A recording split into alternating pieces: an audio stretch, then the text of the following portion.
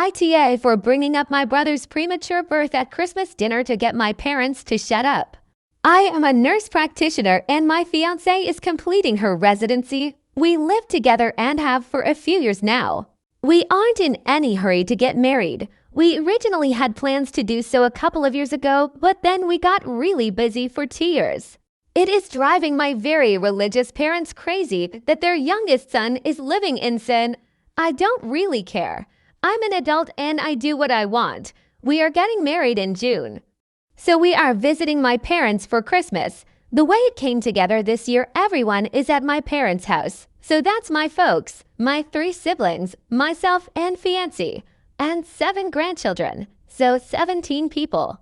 At dinner, my mom starts going on about how she is so glad that we are finally getting married and she won't be embarrassed at church anymore. And my dad says how proud he is of his 3 older kids who all either waited to get married before moving in together or got married right away after moving in together. My fiancé was getting embarrassed and I was getting mad over this stupid argument we have had too many times, and a family dinner was the last straw. I have asked them repeatedly to just accept that they cannot control how I live my life. I refuse to stay with them when I visit even if I come alone. Hotels are just easier. So I started talking about a premature baby I had been reading about. It was almost 3 months premature and weighed about 1.6 pounds. It was super strong and healthy for being born so little, and the NICU had high hopes for the baby doing well. My mom and dad both got deer in the headlights looks on their faces. Too bad. Should not have fucked around with my fiance's feelings. So I asked about my oldest brother. He was born almost 4 months premature. Is there a chance that we could check out the family album where we keep all the records of family births and stuff? I already know my brother was over 9 pounds and almost 23 long when he was born. My grandmother told me all about it the first time my parents tried to shame me. The subject gets changed very fast.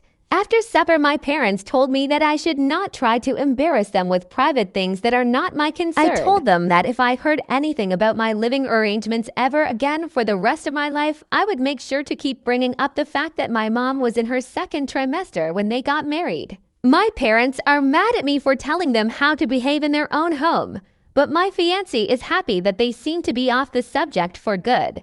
AITA. Let's read some comments. Team Grandma, she had that in the chamber because she was tired of hypocrites. You handled that perfectly.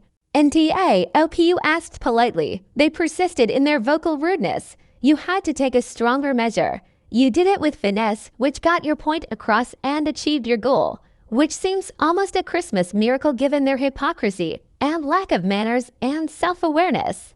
Thanks to Grandma, your parents got run over by the reindeer of truth at Christmas dinner. Hallelujah! Thanks for all the awards. NTA, that was beautifully handled. You didn't call them out and embarrass them, but you stood your ground. I did laugh out loud when you said where you got your blackmail information. Grandma had that in her pocket for a long time, I'm guessing.